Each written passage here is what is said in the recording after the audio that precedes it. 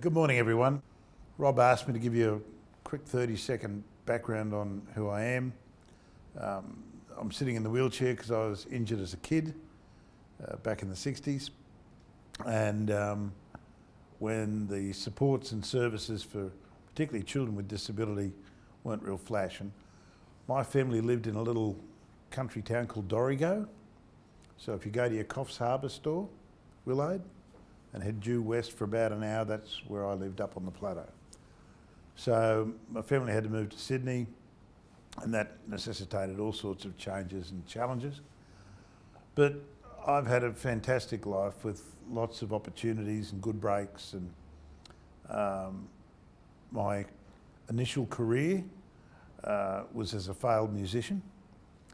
And I then got a career in information technology, which led me to be IKEA Furniture's national IT manager for several years before I stupidly got seduced to join this industry.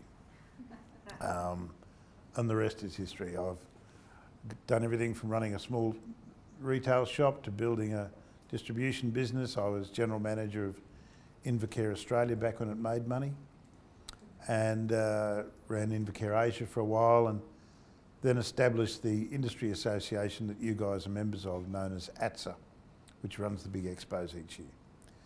And I do odds and sods for good people in the industry, like Rob and the Country Care crew. This is my little beach at Tathra. Sorry the photos, not the flashes.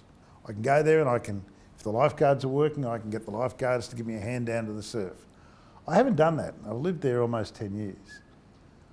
Because I don't like having to go somewhere and ask someone to stop what they're doing to help me down to the surf. Now that's just me, but I don't feel comfy doing that. This is a beach at Henley in South Australia that's part of the new Accessible Beaches program being promoted by a Victorian guy called Shane.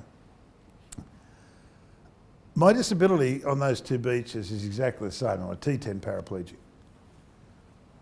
When I go to Henley, I can get to the surf myself. I can go for a swim myself.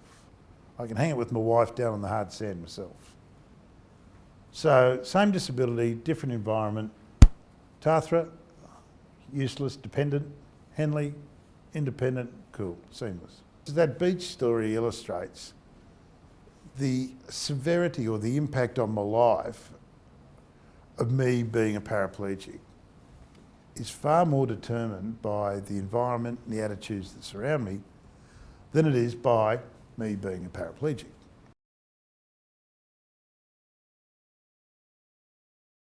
So, as I said, I was injured as a youngster in 1963, and the world was a very, very different place for someone in a wheelchair back then, I can tell you, particularly in a country town.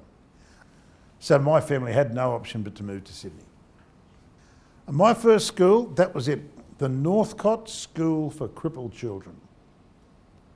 That's what it was called. Now, everybody cringes.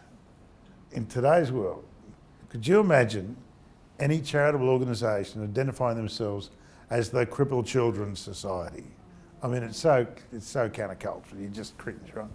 But in the 60s, this was completely and utterly appropriate. So we went on an excursion to the Blue Mountains, right? The Three Sisters, all of that stuff. And there's a zigzag railway there.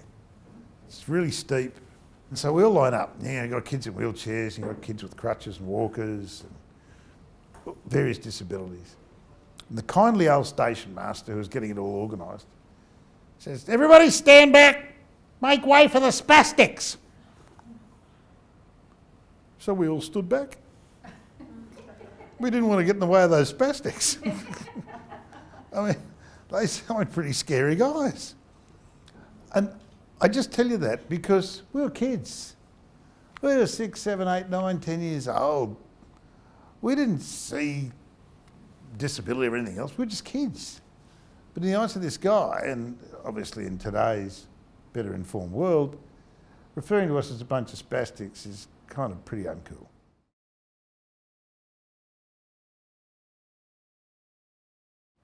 Rob, in the first session, when he did his introduction, he asked all the team, he said, okay, who here has felt uncomfortable talking to someone with a disability or a family member with whatever. And everybody bravely said, oh, no, it's okay. Well, I'll tell you who's felt uncomfortable. Me. Fast forward in my life, it's 1980. My first job, I'm in George Street, Sydney, right, one of the busiest streets in Sydney at the Rocks. One afternoon, I go to jump in the car and there's a knock on the offside window. And there's a woman and a man in an electric wheelchair. And I guess he had some sort of cerebral palsy. He had a big communications board in front of him and he couldn't speak. He pointed at letters and words and pet catchphrases. And if I was out of my car, I could see what he's pointing at and we'd be able to communicate, but I was in my car. He was asking the questions and she was talking to me. What they want to know is there an accessible toilet close by that they could use? And there was in my building. So I did the right thing, sent him over there. And I found myself completely blanking him out and talking with her. She's able-bodied, I felt really comfortable with that. And as they chuffed off across George Street, I sat down and thought, you're a dick. You've just done to this guy what's really bugged you so many times. Fast forward another 15 years. I want to buy a new car. Picked up my wife, I said, let's go and look at the Toyota Prado. And I went up to the well-attired young saleswoman and I said, hello, miss. I'd like to look at a Toyota Prado, please. I'm buying a new car. She turned to my wife and said, are there any colours you like? My wife said, I'm not buying the car. It's my husband's car. My car's fine. He needs a new car. I said, yeah, look, actually, I'd just like standard boring white, thanks. She turns to the wife. Any particular engine configuration? And I really started to fume. And this went on. And I persisted for a few minutes trying to actually break through. And I tell you, it was the most blatant example I could give you. I left. She was amazed that we were leaving. I said, I can't talk to you. Oh, what do you mean? And I've never been back there. And I've told anyone and everyone that'll listen about that story.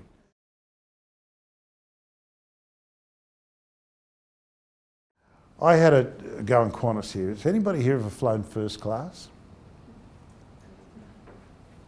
I have too. Once, actually twice. I was coming from Dusseldorf back to Sydney and I used points to upgrade my business class ticket to first class. This would be fantastic. We get to the front door and this Qantas gentleman who was the customer services manager, fairly pompous type, stuck his head out and he said, straight over the top of me, we're not ready for him yet. And I lost it, right? I'd had a week away, I'd done a lot of travel, I was kind of at the end of my tether. So I blew up. I said, mate, talk to me. I said, this guy is simply giving me assistance. I said, please talk to me, don't talk through me. Oh, well, what seat are you? So I said, mate, I'm seat 1A. Oh, Mr. Sparks, welcome aboard. We're so pleased to have you. Can I get you a champagne, sir? And I thought, oh, good Lord. And it's the other great lesson. Just because someone rolls in a wheelchair or maybe a bit dressed down because they've been to the gym or whatever, you've got no idea who you're talking to.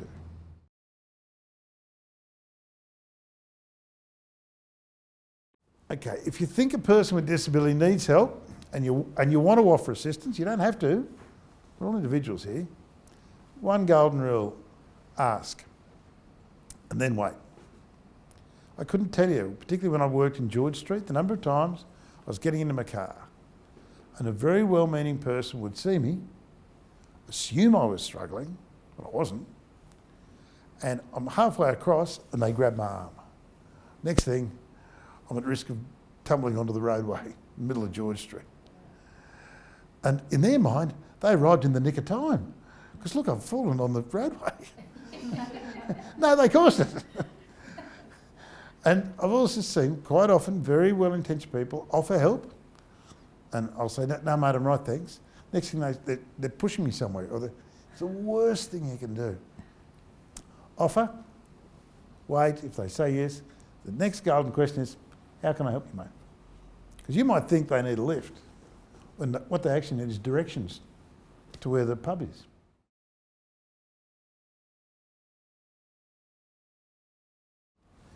88% of disabilities are invisible. Wow.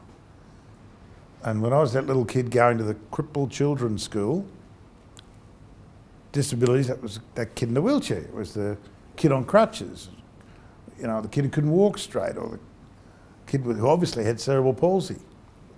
But 88%, the vast majority, almost 9 out of 10, are invisible. We don't know just by looking at someone that they've got it. Someone with multiple sclerosis can be fit as a fiddle in the morning, but get great fatigue in the afternoon. And look, I've been guilty as hell of this. And I need to bite my tongue sometimes when I see what looks like an ostensibly non-disabled person come out of a loo. How do I know they don't have a colostomy bag that they've been struggling to deal with, even though on all other accounts they have no disability? Similar with parking zones.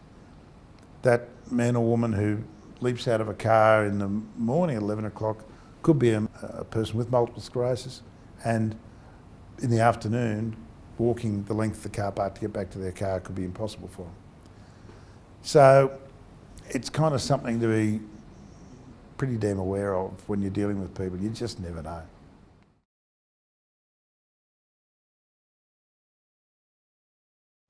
Almost without exception, every time I enter a restaurant, I see mild panic in the eyes of the staff. And they don't want to offend me, you know, they're good people, they want to do the right thing, but I just see it. And invariably, someone will race up and, table for two? Yes, please. Is this one right here, right beside the door, in the noisiest, windiest location, because you're here. And me being a bit of a pain, I'll invariably go, actually, I'd really like to sit over there. And then you see the real panic arise. Now, my wheelchair seat is 15.5 inches wide. It's a small chair. Yet I've had restaurants almost make way for a bulldozer to come through and accommodate me. How do you reckon I feel when that happens? Yeah. You just want to disappear. When I was 19, and I had my first great love, her name was Teresa, and I saved and I saved and I saved. I wanted to take her to a posh restaurant. So I ring the restaurant.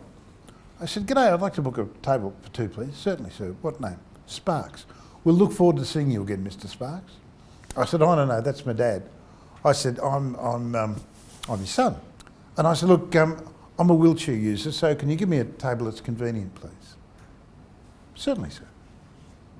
Now, this is the days before customer relationship management systems. This is before computers. Right? None of these restaurants had laptops or anything to look up. But they knew their customers incredibly well. Now, my dad had warned me there's a few steps to get in. There was a few steps. There was about 7, then a landing, then another 2. Here I am trying to impress this girl. Ready for the cringe when the wheelchair arrives, but they were forewarned. I turn up this restaurant, blow me down. There's 2 waiters standing out the front, up this stairwell. As we approached, "Good evening, Mr. Sparks. May we be of assistance?" "Oh, actually, fellas, that'd be great." Showed him. I said, "Just you hang on to this bit, mate. We'll just bounce down easily." We get down. Then the telling moment of the whole experience. First time in my life. We enter, there's a chair already removed. And I just rolled into place. I was blown away. And I felt dignified. I rang back in 8 or 9 months' time to book again. I said, "G'day, I'd like to book a table for 2, please." "Certainly, sir. What name?" "Sparks." "Is that Sparks Senior or Sparks Junior?" How the hell they knew that blew my socks off. And I said, "Sparks Junior. We'll look forward to seeing you again, sir." And when I arrived, there were the 2 boys. And right through for, I don't know, 10 or 12 years till that restaurant sold, that was the service I got there.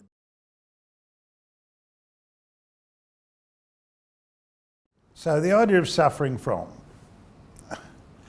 I have paraplegia. You don't know if I suffer from it. I could be as happy as a pig in poo. You could be a lot more miserable than me. So the idea that someone suffers from their disability is a crock. and we don't say it. The other one, wheelchair bound and confined to a wheelchair. I am not confined to a wheelchair. Believe it or not, I sleep in a bed. I swim in a pool. I drive a ride-on lawnmower. I drive a car. I even have a bobcat at home that I've rolled once, only once. I am not confined to the wheelchair. The wheelchair is a bloody tool that I use because it's a lot faster than crawling. And so the whole idea that anyone is bound to a device, it's not, it's a tool. Spastic, we don't use spastic anymore. It's people with cerebral palsy. Retarded, we know that's not on. Mongol is Down syndrome. We also don't talk about the disabled. The disabled is nothing. It's a person who has something. You stick the person first and the disability comes second. So it's person with disability, and the current term in trend is not with disabilities, it's with disability. And the absolute banned list leader is victim. And it's my personal view, but I think that one of the worst things you can do is someone that undergoes a trauma is start painting them as a victim. There's a million life traumas, disability is just one of them, but I don't think it's ever really helpful to end up being portrayed as the victim. You want to be able to come out on top.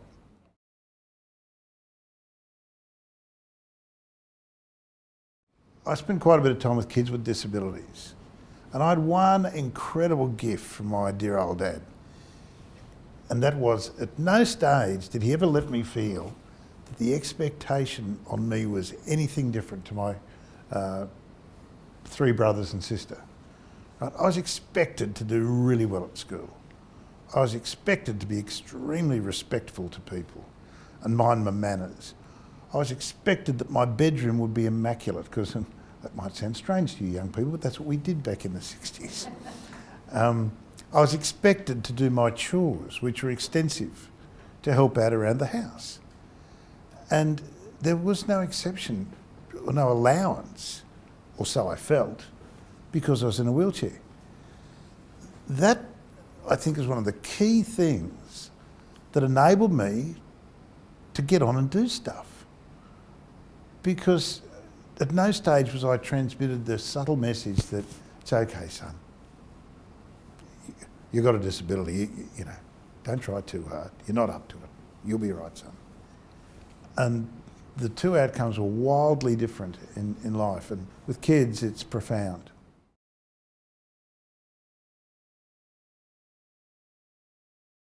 I reject the idea of special needs. Absolutely, completely, 100%. I don't think things, I've listed them there, I don't think going to school should be considered a special need. I don't think it's playing sport, having relationships. I don't think when I go out to dinner, it's a special need that I might need to go and use the bathroom. And fair dinkum, that's special. And everyone says, oh no, but it is because we've just got regular bathrooms for the majority of the population, and you know, and I said, no, the need's not special. Sometimes the means to achieve it is more complex, but it's not special. And I understand that all restaurants won't have accessible bathrooms. I get all of that. The thing I don't like about special needs is I think it's an excuse not to get things right. Whether it's the schooling system or, you know, government institutions, or whether it's business. Oh, sorry mate, sorry. Yeah, we are a restaurant, but we can't cater for you because you've got special needs.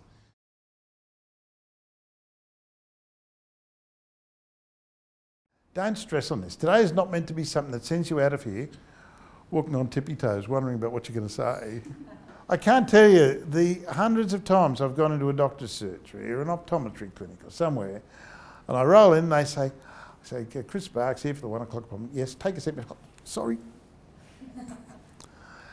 Or some mates of mine who had vision impairment, a wonderful Aboriginal man, Steve, he used to joke because he'd be leaving somewhere and someone would say, see you later, mate. Oh, sorry. Or the single, the one-armed amputee, who's someone in a shop would walk up and say, do you need a hand, mate? And I instantly cringe. It's okay. You know, this isn't meant to be a kind of stress more discussion today. It's quite the opposite.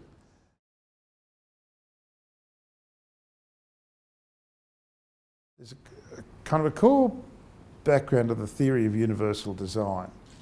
And this little cartoon tries to sum it up. So equality is kind of giving everybody the same thing. So in this, you know, the kids want to look over the wall, every kid gets a box. Got the exact same thing, dead set equal. But that doesn't work. What's needed is equity, where we match the provision of what's required to the circumstances of the individual. So let's talk about your physical shop fronts, so that anyone can get around them. I go to Tokyo, and being an old muso, I love to look at the music stores. I can't get in them. It's Tokyo. The aisles are this wide. And I accept that, it's Tokyo, it's a foreign country, and tough luck, Chris.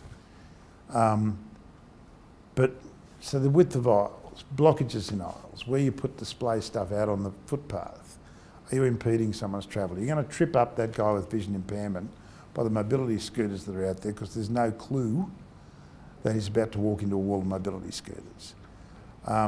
Your systems, how do people engage with you? Do you have simple language versions of any essential company information, so that someone with intellectual disability may be able to comprehend? It's the idea that we try and build things that will work for everyone. I just wanted to leave you with a little thought here.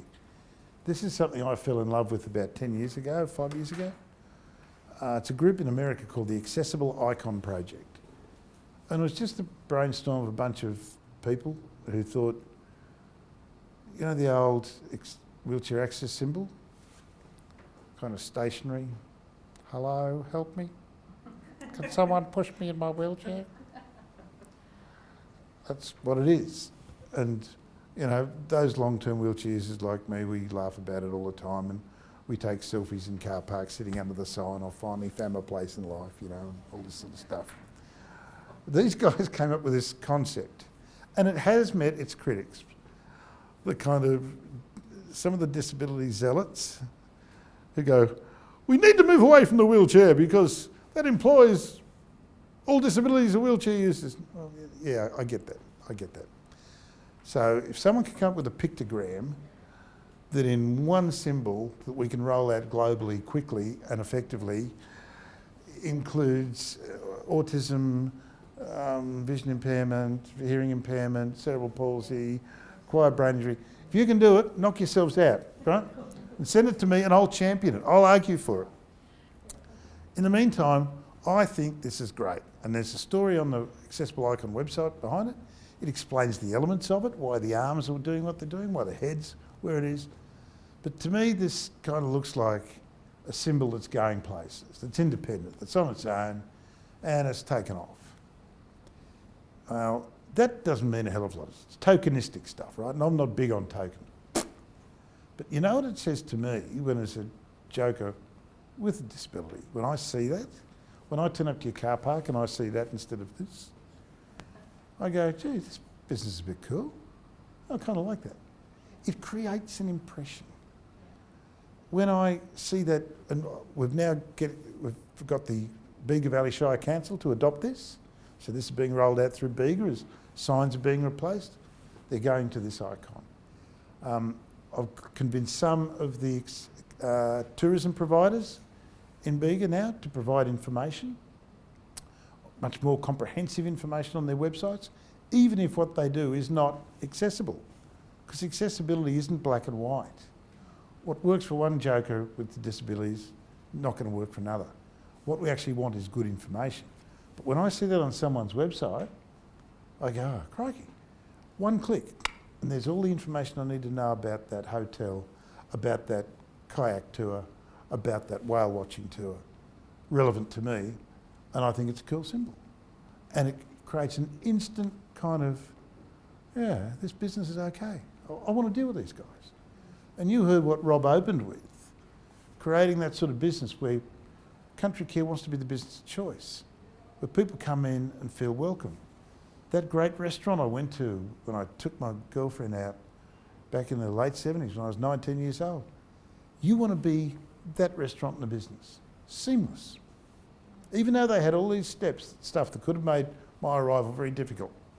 Oh, darling, can you run downstairs and get them in and see if they can give me a hand? And oh, yeah. Seamless. And when I see that symbol, that's what it makes me think of. That's it. I'm now officially off my soapbox. Thank you.